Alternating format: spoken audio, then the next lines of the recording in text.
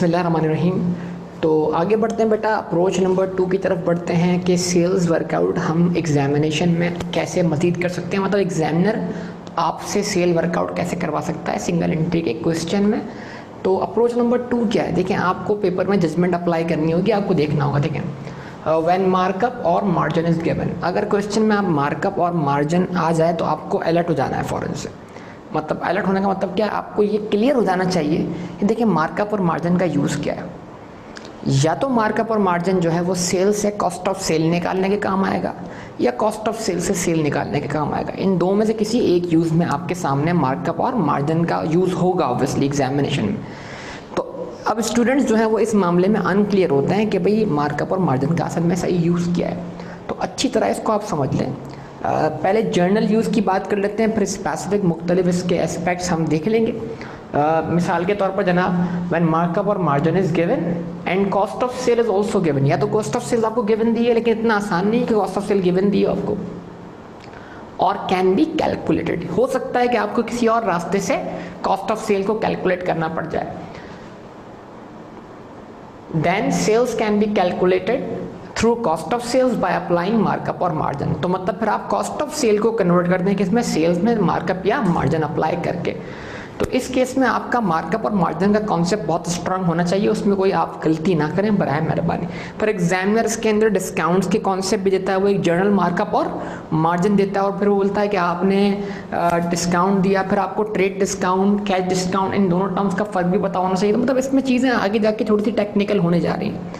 तो markup margin का topic बड़ा इंपॉर्टेंट है इस सिनेरियो को सॉल्व करने के लिए। बहरहाल एग्जाम्पल लेते हैं, ओपनिंग स्टॉक या ओपनिंग इन्वेंट्री दी हुई है 500,000, क्लोजिंग स्टॉक या क्लोजिंग इन्वेंट्री दी हुई है 600,000, परचेजेस दी हुई है कितनी, 2,100,000।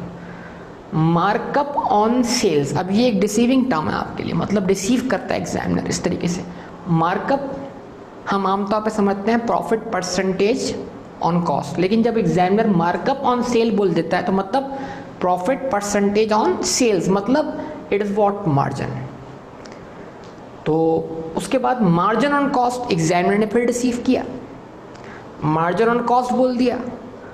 तो लफ्ज़ मार्जिन हम समझते हैं प्रॉफिट परसेंटेज ऑन सेल्स है, लेकिन जब उसने मार्जिन के आगे लफ्ज़ जोड़ दिया कॉस्ट, तो इसका मतलब क्या हुआ कि ये प्रॉफिट परसेंटेज ऑन कॉस्ट है, यानी कि इन रियलिटी ये मार्कअप है। तो इस तरह के डिसीविंग टर्म्स आप क्या करें, मतलब इस तरह के डिसेप्शन से आप क्या करें, मोहतात रहें बड़े अच्छी तरीके से। हाँ, अगर वो जनरली लफ्ज़ सिर्फ मार्कअप इस्तेमाल करे तो फिर आप मार्कअप का मायना वही लें जो आप जानते हैं। अगर वो जनरली लफ्ज़ मार्जिन इस्तेमाल करे तो आप मार्जिन का मायना वही लें जो आप जानते हैं। तो कहता है जनाब मार्कअप ऑन सेल्स कितना है, यानी मार्जिन कितना है 20%, मार्जिन ऑन कॉस्ट यानी मार्कअप कितना है 25%। तो दोनों का अलग अलग यूज़ है। पहले आप क्या करें, हो सकता है एक वक्त में दोनों गिवन हो सकता है दोनों में से कोई एक आपको गिवन दिया हो। बहरहाल तो इन्वेंट्री अकाउंट बनाकर हम क्या कर सकते हैं, कॉस्ट ऑफ सेल वर्कआउट कर सकते हैं। देखें, आप डेटा को एनालाइज करें तो आप इस बात को बड़े अच्छी तरीके से समझ सकते हैं कि इन्वेंट्री अकाउंट बनाकर हम कॉस्ट ऑफ सेल फाइंड कर सकते हैं। कैसे, ये आपकी ओपनिंग इन्वेंट्री है। अगर ये ओपनिंग इन्वेंट्री है, इतने से स्टॉक आपका क्या हो रहा है, इंक्रीज हो रहा है, तो इट मीन्स दैट साल के स्टार्ट पे स्टॉक आपके पास मौजूद था कितने से, 5 लाख से। साल के दरमियान आपका स्टॉक लेवल इंक्रीज हुआ 2,100,000 से। तो इसका मतलब क्या हुआ, आपके पास साल भर स्टॉक कितना रहा, 2,600,000। और अगर आपके पास 2,600,000 में से साल के एंड पर 600,000 का स्टॉक बचा हुआ है, तो फिर बाकी स्टॉक कहाँ गया, ऑब्वियसली बाकी स्टॉक क्या हो गया, सोल्ड हो गया। तो यही तो आपकी कॉस्ट ऑफ सेल्स। तो आप बेहतर है जब भी आप सिंगल एंट्री का क्वेश्चन सॉल्व कर रहे हो तो आप सिस्टम परपेचुअल वाला अज्यूम करें। भले एग्जामिनर टर्म कौन सी इस्तेमाल की हो, परचेजेस, लेकिन आप ओपन करें इन्वेंट्री अकाउंट, से आपको बहुत फ़ायदा होगा। मतलब आगे चल के और टेक्निकल सिनेरियोज भी सॉल्व करना आपके लिए आसान हो जाएंगे। तो जब भी प्रॉब्लम आपको दी जाए तो आप सिस्टम कौन सा यूज़ करें, परपेचुअल, यानी कि आप अकाउंट ओपन खोल, भले लफ्ज़ ने परचेज इस्तेमाल कर लिया, इससे कोई फ़र्क नहीं पड़ता। नाउ यहाँ पर हम स्टार्ट करेंगे, यहाँ प्लेस करेंगे हम बैलेंस बीडी। तो इन्वेंट्री का बैलेंस बीडी 500,000। इस बैलेंस बीडी में इजाफा कैसे हो रहा है, 2,100,000 से उससे इन्वेंट्री अकाउंट डेबिट हो रहा है। अच्छा, अब रीज़न कुछ भी देते हैं आप, कैश, बैंक, अकाउंट पेएबल जो भी रीजन उसका, और इन शॉर्ट यहाँ पर आप भले परचेज भी लिख दें तो कोई इसमें कोई फर्क नहीं पड़ता, कोई इशू नहीं आता।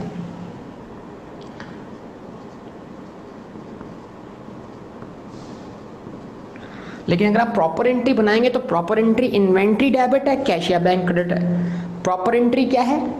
इन्वेंट्री डेबिट है, अकाउंट पेएबल या क्रेडिट। तो अगर प्रॉपर परचेज सिस्टम फॉलो करें तो कोई इशू नहीं। लेकिन अगर एग्जामिनर ने टर्म परचेज इस्तेमाल किए तो आप परचेज टर्म वहां लिखकर, यानी मतलब मकसद ये होगा कि बस इन्वेंट्री लेवल में इतने से क्या हुआ, इजाफा हुआ। ठीक है। अच्छा, उसके बाद इन्वेंट्री का बैलेंस शीट रख दीजिए यहाँ पर। बैलेंस शीट कितना आ रहा है? 600 टोटल कर लीजिए। और इस अकाउंट में कोई और चीज़ तो नहीं है, कोई लॉस तो नहीं है, कोई शॉर्टेज तो नहीं है, कोई एबनॉर्मल लॉस तो नहीं है, कोई नॉर्मल लॉस तो नहीं है। इस तरह की चीज़ें भी आगे चल के आपको फेस करनी पड़ेंगी बहरहाल। तो इस अकाउंट में से आप वर्कआउट कर लीजिए कॉस्ट ऑफ सेल्स। जब आप वर्कआउट करेंगे तो कॉस्ट ऑफ सेल्स आपको मिल जाएगी बतौर बैलेंसिंग फिगर कितने से? 2 मिलियन से। इसका मतलब क्या हुआ? 2 मिलियन आपके लिए कॉस्ट ऑफ सेल बन गई, और 2 मिलियन कॉस्ट ऑफ सेल बनने के बाद आप देखिए कि आपकी कंडीशन पूरी होती है कि नहीं होती। मार्कअप या मार्जिन गिवन दिया हुआ है? यस, क्वेश्चन में मार्कअप या मार्जिन गिवन दिया हुआ है। कॉस्ट ऑफ सेल्स या तो दी जाएगी या आप कैलकुलेट कर सकते हैं। यस, बिल्कुल, कॉस्ट ऑफ सेल्स हमने कैलकुलेट कर ली है, तो कॉस्ट ऑफ सेल पर हम मार्कअप या मार्जिन अप्लाई करके सेल फाइंड कर सकते हैं। कैसे? सेल्स आप कैसे फाइंड करें? अगर आप अप्लाई कर रहे हैं मार्कअप, तो मार्कअप के जरिए आप सेल कैसे फाइंड करेंगे? आप सब जानते हैं मार्कअप में बेस वैल्यू 100% वैल्यू हम किसको मानते हैं? कॉस्ट को मानते हैं। तो इसका मतलब क्या हुआ? 2000 आपके पास क्या है? कॉस्ट है, और cost in case of markup 100% के बराबर है। तो आप इसको डिवाइड बाय 100 करें। अब आपको क्या चाहिए? सेल्स चाहिए। सेल्स जो है वो क्या है? कॉस्ट से कितनी अबव है? कॉस्ट से 25% अबव है। तो अगर सेल कॉस्ट से 25% अबव है तो सेल क्या हुई? 100 + 25 यानी कि 125%। तो डिवाइडेड बाय 100 मल्टीप्लाइड बाय 125, आपको आंसर मिल जाएगा यहाँ पर 2,500,000। सेम 2,500,000 आप वर्कआउट कर सकते हैं किससे? By using what? मार्जिन। कोई एक यूज करें एक वक्त में ऑब्वियसली, अगर, लेकिन पेपर में डिपेंड करता है आपको दिया हुआ क्या है। अच्छा जी, अगर हम मार्जिन यूज करते हैं तो जनाब 2 मिलियन आपकी कॉस्ट है, लेकिन याद रखिएगा मार्जिन वाले केस में आप बेस वैल्यू 100% वैल्यू किसको मानते हैं? सेल्स को मानते हैं। तो ये कॉस्ट है, तो मार्जिन वाले केस में 100% वैल्यू नहीं है। तो इसका मतलब क्या हुआ? आप 100 में से मार्जिन को माइनस कर दें, यानी 100 - 20, आंसर क्या बनेगा? 80। मतलब मार्जिन वाले केस में ये 2 मिलियन 80% वैल्यू के बराबर है। इसको डिवाइड बाय 80 करें और ले आए किस पर? सेल्स वैल्यू पर, जो कि 100% वैल्यू है। तो डिवाइडेड बाय 80 मल्टीप्लाइड बाय 100, ये आपको आंसर सेम मिल जाएगा 2,500,000। तो ये आपने सेल वर्कआउट कर ली। अब देखें एग्जामिनेशन में इनकम्प्लीट रिकॉर्ड कंप्लीट होना शुरू होगा और आपका एसोसिएट बनना शुरू हो गया। मतलब अगर हम समझने के लिए यहाँ पर एसोसिएट बनाना शुरू करें तो statement of comprehensive income, sales की वैल्यू कितनी आती है? सेल्स की वैल्यू आती है 2,500,000 less what? Cost of sales. Cost of sales कितनी है? 2 मिलियन। तो ये सीधा सीधा आपके पास क्या आ गया? ग्रॉस प्रॉफिट आ गया। ग्रॉस प्रॉफिट कितना आ गया? 500। ठीक है, बिस्मिल्लाहिर्रहमानिर्रहीम। तो आगे बढ़ते हैं बेटा। अप्रोच